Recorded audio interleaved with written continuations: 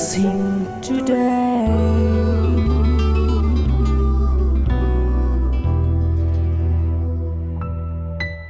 Blessing ടുഡേയിലേക്ക് ഒരിക്കൽ കൂടെ സ്വാഗതം. ഈ ആഴ്ചയിലെ അവസാനത്തെ എപ്പിസോഡായിട്ടാണ് ഞാൻ നിങ്ങളുടെ മുൻപിൽ വന്നിരിക്കുന്നത്.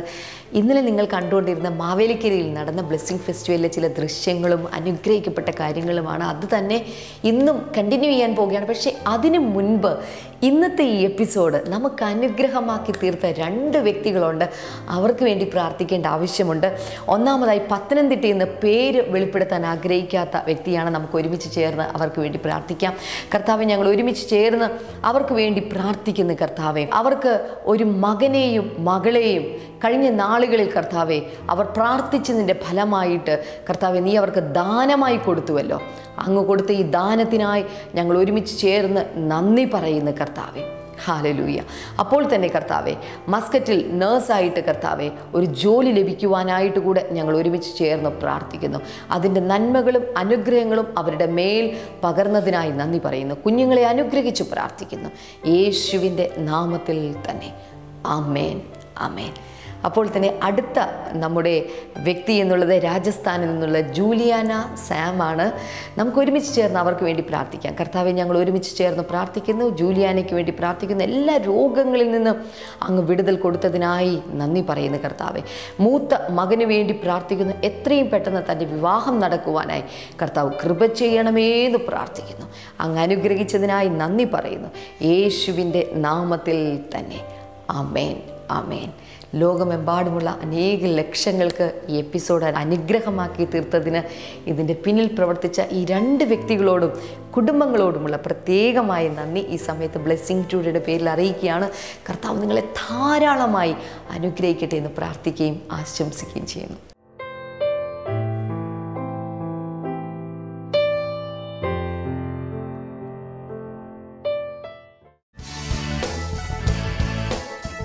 ബ്ലെസ്സിങ് ഫെസ്റ്റിവൽ പത്തനംതിട്ട ഡിസംബർ 11 വെള്ളി. സമയം രാവിലെ 10 മുതൽ 1 മണി വരെ. Saint Stephen auditorium, Makkamkunnu, Pathanamthitta. Blessing festival Thiruvananthapuram December 12 ശനി. സമയം രാവിലെ 10 മുതൽ 1 മണി വരെ. Bishop Pereira hall, Nandavanam road, Palayam, Thiruvananthapuram.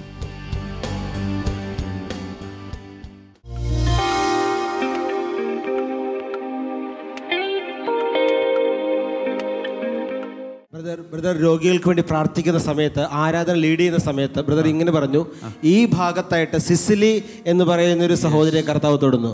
അതാണ് ഈ നിൽക്കുന്ന സിസിലി സിസ്റ്റർ. സിസിലി എന്ന പേരുള്ളൊരു സഹോദരി എൻ്റെ വലതു ഭാഗത്തായി, ഈ ഭാഗത്ത് സിസിലി എന്ന പേരുള്ളൊരു സഹോദരി കർത്താവ് ഈ ഭാഗത്ത് തൊടുന്നു.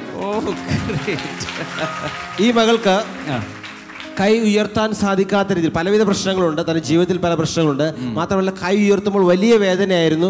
ബ്രദർ ആ പറഞ്ഞ നിമിഷം തന്നെ പരിശുദ്ധാത്മാവിൻ്റെ ശക്തി മകളുടെ ശരീരത്തിലേക്ക് വരികയും അനായാസം ഇപ്പോൾ കൈകൾ ഉയർത്താം. ശരീരത്തിലെ വേദനകളെ കർത്താവ് സൗഖ്യമാക്കി. ആ പേര് വിളിക്കുകയും ഒക്കെ ചെയ്ത സമയത്തുണ്ടായ ആ അനുഭവം എന്ന് പറയാമോ? എന്താണ്? കൈ ആദ്യം എനിക്ക് വലുതായിട്ട് ഒത്തിരി നേരം പൊക്കി പിടിച്ചോണ്ട് നിൽക്കാൻ പറ്റുന്നില്ലായിരുന്നു. ഞാൻ ഇങ്ങനെ കൈ വെച്ച് ഇങ്ങനെ പിടിച്ച് പിന്നെ ഇങ്ങനെ ശക്തിയായിട്ട് പിടിച്ചോണ്ട് നിന്ന്. അപ്പോഴാ ബ്രദർ ഇങ്ങനെ പറഞ്ഞു കഴിഞ്ഞു പിന്നെ ഒന്നുകൂടെ ഇപ്പൊ തന്നെത്താൻ തന്നെ കൈ ഉയർത്താൻ പറ്റുന്നുണ്ട്. ഈ കൈ ഉയർത്താൻ പറ്റുന്നു. കൈയുടെ ഇവിടെ പുറത്തിവിടെ വേദന ഉണ്ടായിരുന്നു, കാലിന്റെ മുട്ടിനുണ്ടായിരുന്നു. മരുന്നൊക്കെ കഴിച്ചതാ, അക്യുപങ്ക്ചർ എല്ലാം ചെയ്തതാ. അക്യുപങ്ക്ചർ വരെ ചെയ്തതാ. ഒക്ടോബർ 9 താൻ ആഫ്രിക്കയിൽ പോകാൻ വിസയ്ക്ക് വേണ്ടി പൈസ എടുത്ത് മാറ്റി വെച്ചിരുന്നു. ആഫ്രിക്കയ്ക്ക് പോകാൻ വേണ്ടിയിട്ട് വിസയ്ക്ക് വേണ്ടിയിട്ട് ഡോളർ മാറ്റി വെച്ചിരുന്നു. അപ്പൊ പോകുന്നതിന്റെ തലേ ദിവസം ഉച്ചയ്ക്ക് മമ്മി പാസ്പോർട്ടും എല്ലാം എടുത്തു വെച്ചിട്ട് ഈ പൈസ നോക്കിയപ്പോ കാണുന്നില്ല. കാണുന്നില്ല. അപ്പൊ ഉച്ചയ്ക്ക് 2 മണി തൊട്ട് രാത്രിയിൽ ഒരു 9-9:30 വരെ ഇത് വീട് മുഴുവൻ പരിശോധിച്ചു. മമ്മി അലമാരി വെച്ചിട്ടുണ്ടെന്നാ പറഞ്ഞത്. പക്ഷെ ഞാനും എൻ്റെ ഹസ്ബൻഡും എല്ലാ ബുക്കും എടുത്ത് നോക്കി, അതിൽ ഒന്നും കണ്ടില്ല. ഇപ്പം ഞാൻ ഇതിനു മുമ്പ് പല പ്രാവശ്യം ഞാൻ പ്രെയർ ലൈനിൽ വിളിച്ച് പ്രാർത്ഥിച്ചിട്ടുണ്ട്. അതിനെല്ലാം എനിക്ക് ഫലവും കിട്ടിയിട്ടുണ്ട്. അപ്പം ഞാൻ മമ്മിയുടെ അടുത്ത് പറഞ്ഞു, ഇതുപോലെ പ്രെയർ ലൈനിൽ വിളിച്ചിട്ട് പറയാം, അപ്പോൾ ബ്രദർ എന്തെങ്കിലും ഒരു ഇത് പറയാതിരിക്കത്തില്ല എന്ന് പറഞ്ഞു. രാത്രി ഒരു 9:30 ആയപ്പോൾ ട്രൈ ചെയ്തു. ആ സമയത്ത് കിട്ടി. എടുത്തു കഴിഞ്ഞാൽ ബ്രദർ പ്രാർത്ഥിച്ചിട്ട് പറഞ്ഞു, ആ ഡോളർ പുറത്തെങ്ങും പോയിട്ടില്ല, അവിടെ തന്നെ വീട്ടിൽ തന്നെ ഉണ്ട്. കബോർഡിന് അടിവശവും ബെഡിന് അടിയിലൊക്കെ നോക്കാൻ പറഞ്ഞു. നോക്കിയിട്ട് തിരിച്ച് എന്നെ വിളിക്കണമെന്ന് പറഞ്ഞു. ആ സമയത്ത് വീണ്ടും ഞാൻ മമ്മിക്ക് വിളിച്ചു. മമ്മി അവിടെ എല്ലാം നോക്കിയിട്ടൊന്നും പിന്നെ ഇത് കണ്ടില്ല. എന്നെ അപ്പം തന്നെ മമ്മി വിളിച്ചിട്ട് കണ്ടില്ല എന്ന് പറഞ്ഞ് മമ്മി കരയുകയും പറയുകയൊക്കെ ആയിരുന്നു. പിറ്റേന്ന് പോവുകയും വേണം ഇവർക്ക്. അപ്പം അന്നേരം ഞാൻ തിരിച്ച് വീണ്ടും ഇത് പ്രെയർ ലൈനിൽ വിളിച്ചിട്ട് ആ സമയത്ത് എനിക്ക് കിട്ടിയില്ല. ഫോൺ അങ്ങോട്ട് ഞാൻ കട്ട് ചെയ്യുകയും വീണ്ടും മമ്മി വിളിച്ചിട്ട് പറയുന്നു ഇതുപോലെ പപ്പയുടെ മരുന്നിൻ്റെ ബോക്സിനകത്ത് കസേര തന്നെ പപ്പ ഇരിക്കുന്ന കസേര തന്നെ താഴോട്ട് ഇങ്ങനെ തൂക്കിയിട്ടിരിക്കുവായിരുന്നത്. അപ്പൊ ഈ ബ്രദർ പ്രാർത്ഥിച്ച് എന്നോട് പറഞ്ഞതും അങ്ങനെ തന്നെയാ. എവിടെ ഒരു ബോക്സിനകത്ത് ഒരു മൂലക്കിരിപ്പുണ്ട്, ഇത് ഇന്ന് രാത്രി തന്നെ അത് കാണിച്ചു തരുമെന്നാ പറഞ്ഞത്. ആ നിമിഷം 2 മണി മുതൽ ഇത് നോക്കാൻ തുടങ്ങിയതാണ്. 10-10:30 വരെയോളം നോക്കി. ഒരിക്കൽ കൂടി അനുഗ്രഹത്തോടെ ഇവിടെ അയക്കുന്നു. In Jesus name amen.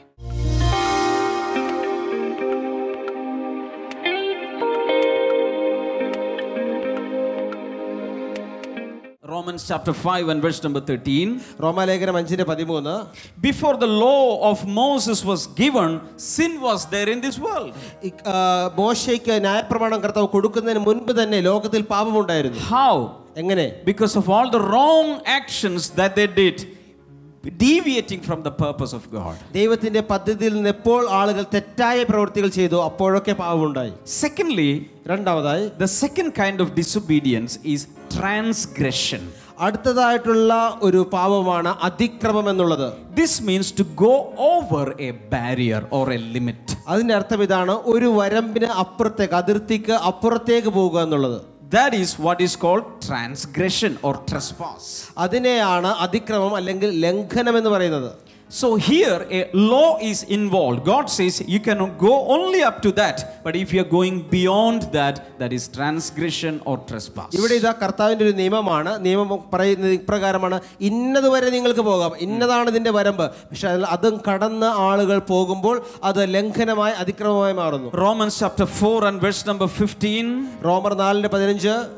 Where there is no law, there is no transgression. ന്യായപ്രമാണം ഇല്ലാത്ത ഇടത്ത് ലംഘനമില്ല. If no commandment is given, no law is given, there is no transgression, there is no trespass. ഒരു കൽപ്പന അതിനെക്കുറിച്ച് പറഞ്ഞിട്ടില്ല, അല്ലെങ്കിൽ ഒരു നിയമം അവിടെ കർത്താവ് കൊടുത്തിട്ടില്ലെങ്കിൽ അവിടെ ലംഘനമില്ല. The third kind of disobedience is iniquity. മൂന്നാമത്തെ അനുസരണക്കേട് എന്നുള്ളത് അകൃത്യമാണ്. The original meaning of iniquity is bent. അകൃത്യം അതിന്റെ യഥാർത്ഥ മൂലഭാഷയിലെ അർത്ഥം ഇതാണ്, വളഞ്ഞത്. That means by nature it is bent. അതിന്റെ അർത്ഥം സ്വാഭാവികമായി അത് വളഞ്ഞിരിക്കുകയാണ്. In other words, this is utter lawlessness. അതിന്റെ യഥാർത്ഥ ഒരു അർത്ഥം പറഞ്ഞു കഴിഞ്ഞാൽ ഏറ്റവും നിയമമില്ലാത്ത അരാജകത്വം. And what is the last one? അവസാനത്തെ കാര്യം എന്താണ്? Iniquity. അകൃത്യം. What is iniquity? എന്താണ് അകൃത്യം? Utter lawlessness. ഏറ്റവും തികഞ്ഞ അരാജകത്വം. In other words, people are immersed in sin. അതിന്റെ അർത്ഥം ഇതാണ്, ആളുകൾ പാപത്തിൽ മുഴുകി ജീവിക്കുന്നു. Hallelujah. Hallelujah. So how many of you understood the three different kinds of disobedience? എത്ര പേർക്ക് ഈ മൂന്ന് തരത്തിലുള്ള അനുസരണക്കേട് മനസ്സിലായി? Can you shout a big hallelujah? Hallelujah. Now I'm going to give you an example. Listen to me. ഇവിടെ ഞാൻ ഒരു ഉദാഹരണം നൽകാൻ പോവുകയാണ്. Suppose you have a son. നിങ്ങൾക്കൊരു മകനുണ്ടെന്ന് ചിന്തിക്കുന്നു. 2 years old. 2 വയസ്സുള്ള മകൻ. He becomes 3 years. 3 വയസ്സാകുന്നു. 4 years, 5 years. 4 വയസ്സ്, 5 വയസ്സ്. Slowly, step by step, the son is growing or the daughter is growing. പതുക്കെ ക്രമേണ ആ മക്കൾ വളർന്നു വരികയാണ്. Suppose this is a son. ഒരു മകനുണ്ടെന്നിരിക്കുന്നു. From birth, without teaching the son or boy, naturally he will commit small sins, telling lies, stealing, etc. ആരും പഠിപ്പിക്കാതെ തന്നെ, ആരും പരിശീലിപ്പിക്കാതെ തന്നെ ജന്മനാ മുതൽ തന്നെ അവൻ ചെറിയ തെറ്റുകൾ, മോഷ്ടിക്കുന്നത്, നുണ പറയുന്നത്, അങ്ങനെയുള്ള കാര്യങ്ങൾ അവൻ തന്നെ ചെയ്യും. Nobody needs to send a boy to school so that he can learn some sins. ആരും പാപങ്ങൾ അവൻ പഠിക്കാൻ വേണ്ടി സ്കൂളിൽ അയക്കേണ്ട ആവശ്യമില്ല. No need to teach to commit sins. പാപം ചെയ്യാൻ പഠിപ്പിക്കേണ്ട ആവശ്യമില്ല. Small sins. ചെറിയ തെറ്റുകൾ. But suppose he is now grown up and he is now going into college. എന്നാൽ വിചാരിക്കുക, അവൻ വളർന്നു വലുതായി കോളേജിലേക്ക് അവൻ പോവുകയാണ്. Your purpose of sending the son to college is to study. നിങ്ങൾ മകനെ കോളേജിലേക്ക് വിടുന്നത് പഠിക്കാനാണ്. But instead he goes there and he gets into gang fights, he gets into drunkenness and so many ugly things. അതിന് പകരം നിങ്ങൾ പഠിപ്പിക്കാൻ വിടുന്നു, എന്നാൽ അതിന് പകരമായി അവൻ മദ്യപിച്ചും അവൻ പല പല വേണ്ടാത്ത കൂട്ടുകെട്ടിലും വഴക്കിൽ ചെന്ന് പെടുകയാണെങ്കിൽ The son is violating all the instructions. പക്ഷേ ഇവിടെ മാതാപിതാക്കൾ പറയുന്ന എല്ലാ നിർദ്ദേശങ്ങളും ഇവിടെ മകൻ ലംഘിക്കുകയാണ്. This is called what? Transgression. ഇതിനെയാണ് അതിക്രമം അല്ലെങ്കിൽ ലംഘനം എന്ന് പറയുന്നത്. The first one, general, small disobedience, that is sins. ആദ്യം അവൻ ചെയ്തുകൊണ്ടിരുന്നത് സാധാരണഗതിയിൽ ചെറിയ ചെറിയ തെറ്റുകൾ, പൊതുവെ പറയുന്ന പാപം. But the second one is disobeying the limits, the barriers and going beyond, that is transgression. രണ്ടാമത്തേതുള്ളത് ലംഘനം എന്നുള്ളത് അവന് മുമ്പിൽ വെച്ചിരിക്കുന്ന വരമ്പുകളെ, അതിർത്തികളെ, നിർദ്ദേശങ്ങളെ തെറ്റിച്ചുകൊണ്ട് അവൻ കടന്നു പോകുന്നതാണ്. And that becomes transgression. അതിനെയാണ് നമ്മൾ ലംഘനം എന്ന് പറയുന്നത്. But this boy is growing up. എന്നാൽ വീണ്ടും ഈ മകൻ വളരുകയാണ്. He is not stopping drinking. അവൻ മദ്യപിക്കുന്നത് നിർത്തുന്നില്ല. He also gets into drugs.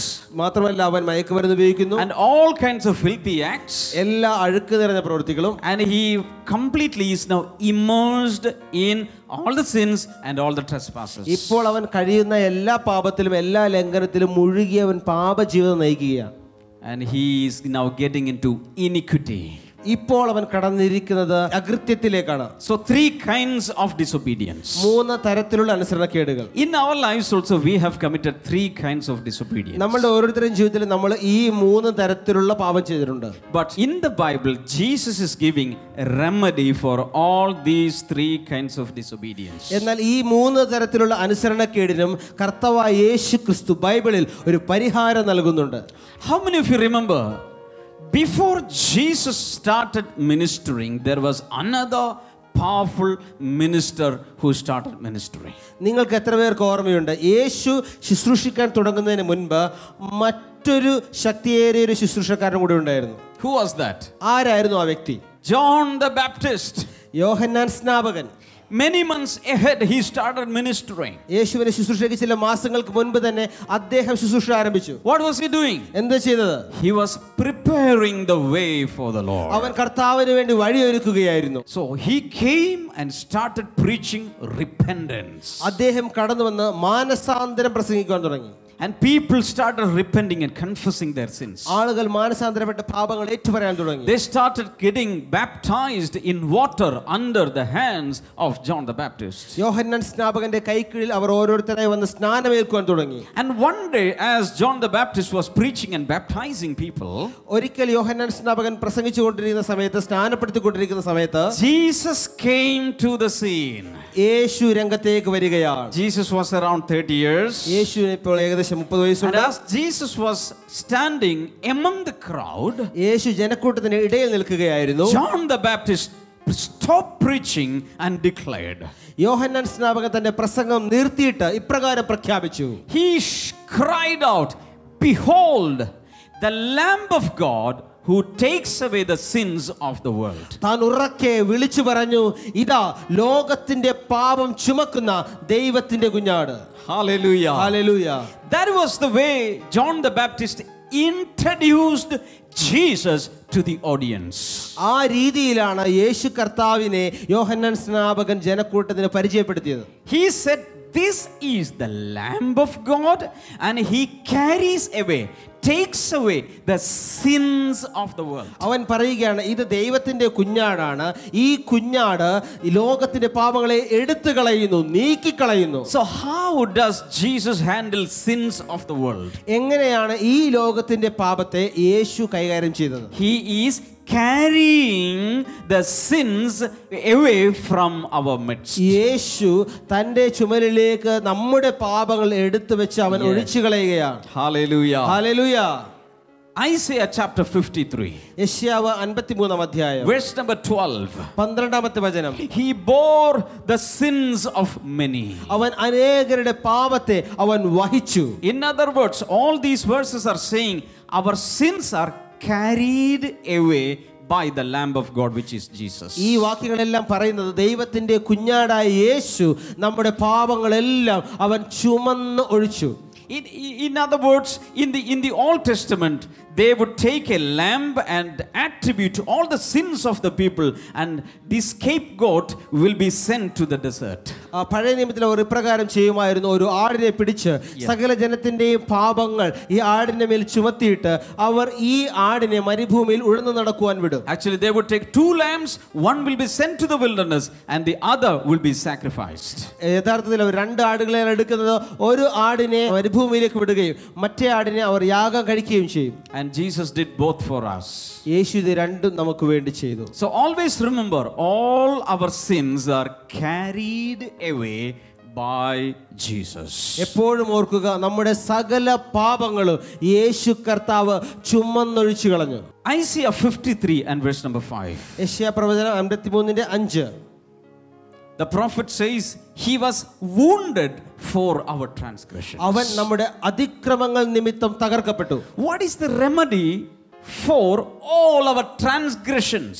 നമ്മുടെ എല്ലാ അതിക്രമങ്ങളുടെയും ലംഘനങ്ങളുടെയും പരിഹാരം എന്താണ്? God has given us a lot of orders and a lot of commandments. കർത്താവ് നമുക്ക് ഒത്തിരി കൽപ്പനകൾ, നിയമങ്ങൾ നൽകിയിട്ടുണ്ട്. But we all violated commandments. നമ്മൾ കർത്താവിന്റെ കൽപ്പനകളെല്ലാം തെറ്റിച്ചവരാണ്. So what is the remedy? എന്താണ് പരിഹാരം? How does Jesus solve the problem? എങ്ങനെയാണ് കർത്താവ് ഈ പ്രശ്നത്തെ പരിഹരിച്ചത്?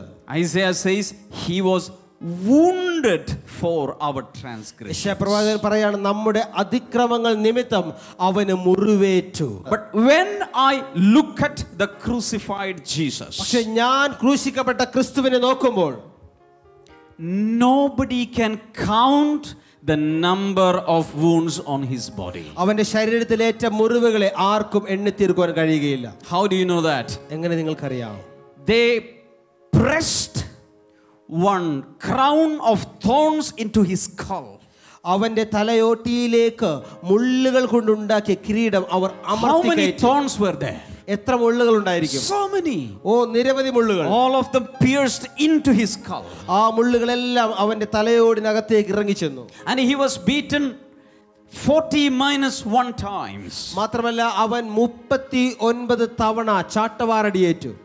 And each time he was lashed, there were a lot of wounds and bruises. ഓരോ തവണ ഈ ചാട്ടവാറടി ഏൽക്കുമ്പോൾ നിരവധി മുറിവുകൾ തന്റെ ശരീരത്തിൽ ഉണ്ടായി. In other words, all over his body he had a lot of wounds. അതിന്റെ അർത്ഥം ഇതാണ്, തന്റെ ശരീരം മുഴുവൻ എണ്ണിക്കൂടാനാവാത്ത മുറിവുകൾ താൻ ഏറ്റു. Isaiah 53 and verse number 5. യെശയ്യാ പ്രവചനം 53:5. He was bruised for our iniquities. അവൻ നമ്മുടെ അകൃത്യങ്ങൾ നിമിത്തം തകർക്കപ്പെട്ടു. In other words, all over his body, besides wounds, there were a lot of bruises in his body. അതിന്റെ അർത്ഥം ഇതാണ്, ചുമ്മാ ചെറിയ മുറിവുകൾ കൂടാതെ തന്റെ ശരീരത്തിൽ പലയിടങ്ങളായി തന്റെ ചതവുകൾ അവനേറ്റു. Lot of times he fell down here and there. നിരവധി തവണ അവൻ അവിടെയും ഇവിടെയും ഒക്കെ വീഴുവാനിടയായി. And some people even hit him like this. ചില ആളുകൾ അവന്റെ മുഖത്ത് ഇടിക്കുവാനിടയായി. All over his body there were bruises in Jesus' body. യേശുവിന്റെ ശരീരത്തിൽ ഉടനീളം ചതവുകൾ സംഭവിച്ചു. And because of that, if there is a bruise, there will be internal bleeding under the skin. ഒരു ഇടി കിട്ടുമ്പോൾ, ഒരു ആഘാതം ഉണ്ടാകുമ്പോൾ ത്വക്കിന് അടിയിൽ ആന്തരികമായ രക്തസ്രാവം ഉണ്ടാകുന്നു. So Jesus bled in 2 ways. 2 രീതിയിലാണ് യേശു രക്തം ചൊരിഞ്ഞത്. One was external bleeding. ഒന്ന് പുറമേയുള്ള രക്തച്ചൊരിച്ചിൽ. And the second one was internal bleeding. രണ്ടാമത്തേത് ആന്തരികമായത്. The first one because of wounds and cuts in his body. ആദ്യത്തേത് എന്നുള്ളത് ആളുകൾ അടിച്ചത് മൂലമുള്ള മുറിവുകൾ ഉണ്ടായത്. External wounds. ആന്തരികമായ മുറിവുകൾ And cuts. പുറമേയുള്ള ബാഹ്യമായ മുറിവുകൾ. And Jesus started bleeding. യേശു അതിൽ നിന്നും രക്തം ചൊരിയാൻ തുടങ്ങി. But when he was buffeted and when he fell down, there were a lot of bruises and there was internal bleeding inside his body. എന്നാൽ യേശു താഴെ വീണപ്പോൾ തനിക്ക് മർദ്ദനങ്ങൾ കിട്ടിയപ്പോൾ പലയിടത്തും ചതവുകൾ ഉണ്ടാവുകയും ആന്തരികമായ രക്തസ്രാവം ഉണ്ടാവുകയും ചെയ്തു. Let me tell you one more thing. ഞാൻ ഒരു കാര്യം കൂടി പറയട്ടെ. If there is any external bleeding, പുറമേയുള്ള രക്തസ്രാവം ഉണ്ടെങ്കിൽ, Jesus bled externally also on the cross of Calvary. കർത്താവ് കാൽവരി ക്രൂശിൽ പുറമേ നമുക്ക് രക്തം ചൊരിഞ്ഞവനാണ്. But let me tell you, make it very clear, we commit disobedience in three ways. ഞാൻ വളരെ വ്യക്തമായിട്ട് പറയട്ടെ, 3 രീതികളിൽ നമ്മൾ അനുസരണക്കേട് കാണിക്കാറുണ്ട്. One is sin. ഒന്ന് പാപം. Generally, all the wrong acts. എല്ലാ തെറ്റായ കാര്യങ്ങളെയും പൊതുവായി പറഞ്ഞാൽ പാപം. What is the remedy for that? എന്താണ് അതിന്റെ പരിഹാരം? Jesus carried away all our sins. യേശു നമ്മുടെ പാപങ്ങളെല്ലാം ചുമന്നൊഴിച്ചു. How many of you today believe that all your sins are carried away by the Lamb of God, Jesus? നിങ്ങൾ എത്ര പേർ വിശ്വസിക്കുന്നുണ്ട് കർത്താവായ കുഞ്ഞാടായ യേശു എൻ്റെ പാപങ്ങളെല്ലാം ചുമന്ന് ഒഴിച്ചുവെന്ന് വിശ്വസിക്കുന്നവർ? Hallelujah. Hallelujah. We have committed uncounted thousands of sins. നമ്മൾ എണ്ണുവാൻ കഴിയാത്ത ആയിരക്കണക്കിന് പാപങ്ങൾ ചെയ്തവരാണ്. But all our sins Jesus carried away. പക്ഷെ നമ്മുടെ എല്ലാ പാപങ്ങളും കർത്താവ് ചുമന്നൊഴിച്ചു. And when you believe that, all the sins will be taken away from your personality. നിങ്ങൾ അത് വിശ്വസിക്കുമ്പോൾ നിങ്ങളുടെ ജീവിതത്തിൽ നിന്നും എല്ലാവിധമായ പാപങ്ങളും കർത്താവ് എടുത്തു But കളയുകയാണ്. for all our trespasses and transgressions, Jesus was wounded all over his body. എന്നാൽ നമ്മുടെ അതിക്രമങ്ങൾ നിമിത്തം, ലംഘനങ്ങൾ നിമിത്തം കർത്താവിന്റെ ശരീരത്തിൽ ഉടനീളം അവൻ മുറിവുകളേറ്റു. So when we look into the wounds of Jesus, നമ്മൾ യേശുവിന്റെ മുറിവുകളിലേക്ക് നമ്മൾ നോക്കുമ്പോൾ, remember all our transgressions are forgiven. നിങ്ങൾ ഓർക്കുക, നമ്മുടെ എല്ലാ ലംഘനങ്ങളും കർത്താവ് ക്ഷമിച്ചു തന്നിരിക്കുകയാണ്. The Bible says, blessed is the man whose transgressions are forgiven. ലംഘനം ക്ഷമിച്ചു കിട്ടിയ മനുഷ്യൻ ഭാഗ്യവാൻ എന്ന് ബൈബിൾ പറയുന്നു. Hallelujah. Hallelujah. But generation after generation we were immersed in sinful nature. പക്ഷെ തലമുറകളായി നമ്മൾ പാപ സ്വഭാവത്തിൽ മുഴുകി ജീവിച്ചവരാണ്. And for that Jesus was bruised all over. അതിനുവേണ്ടി അവൻ ശരീരത്തിലുടനീളം ചതയ്ക്കപ്പെട്ടു. Hallelujah. Hallelujah. So when we look at the bruises on the body of Jesus, യേശുവിന്റെ ശരീരത്തിലെ ചതവുകളിലേക്ക് നമ്മൾ നോക്കുമ്പോൾ, remember all our habitual sins, all the wickedness are forgiven. നമ്മുടെ സ്വഭാവത്തിൽ പറ്റിപ്പിടിച്ചിരിക്കുന്ന എല്ലാ ദൂഷ്യങ്ങളും എല്ലാ പാപ സ്വഭാവങ്ങളും അത് ക്ഷമിക്കപ്പെട്ടിരിക്കുകയാണ്. ബ്ലെസ്സിംഗ് ഫെസ്റ്റിവൽ പത്തനംതിട്ട ഡിസംബർ 11 വെള്ളി. സമയം രാവിലെ 10 മുതൽ 1 മണി വരെ. Saint Stephen auditorium, Makkamkunnu, Pathanamthitta. Blessing festival Thiruvananthapuram December 12 ശനി. സമയം രാവിലെ 10 മുതൽ 1 മണി വരെ. Bishop Pereira hall, Nandavanam road, Palayam, Thiruvananthapuram.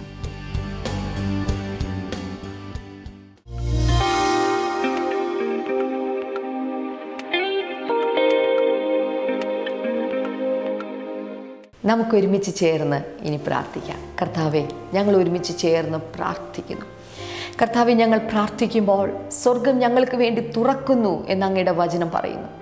കർത്താവെ, ഞങ്ങളിപ്പോൾ യേശുവിൻ്റെ നാമത്തിൽ പ്രാർത്ഥിക്കുന്നു. യേശുവിൻ്റെ നാമത്തിൽ പ്രാർത്ഥിക്കുമ്പോൾ പിതാവ് പുത്രനിൽ മഹത്വം എടുക്കേണ്ടതിന് അത് നൽകിത്തരും എന്നങ്ങയുടെ വാഗ്ദാന വചനം പോലെ കർത്താവെ, അങ്ങ് ഇപ്പോൾ ഈ പ്രാർത്ഥിച്ചുകൊണ്ടിരിക്കുന്ന ഓരോരുത്തരുടെയും പ്രാർത്ഥനാ വിഷയത്തിൻ്റെ മേൽ അത്ഭുതം ചെയ്യണമേ. ഏതാണ് നിങ്ങൾക്ക് പ്രാർത്ഥിക്കേണ്ടത്? ഇപ്പോൾ നിങ്ങളുടെ മനസ്സിൽ പ്രാർത്ഥിക്കാൻ തുടങ്ങുക. ഞാൻ നിങ്ങൾക്ക് വേണ്ടി പ്രാർത്ഥിക്കുകയാണ്. കർത്താവെ, ഏത് വിഷയമാണെങ്കിലും ഏത് പ്രശ്നമാണെങ്കിലും ഇപ്പോൾ ഇവർ പ്രാർത്ഥിച്ചുകൊണ്ടിരിക്കുന്ന ഈ വിഷയത്തിൻ്റെ മേൽ അത്ഭുതകരമായ ഒരു മറുപടി അങ്ങ് നൽകണമേ എന്ന് പ്രാർത്ഥിക്കുന്ന കർത്താവെ.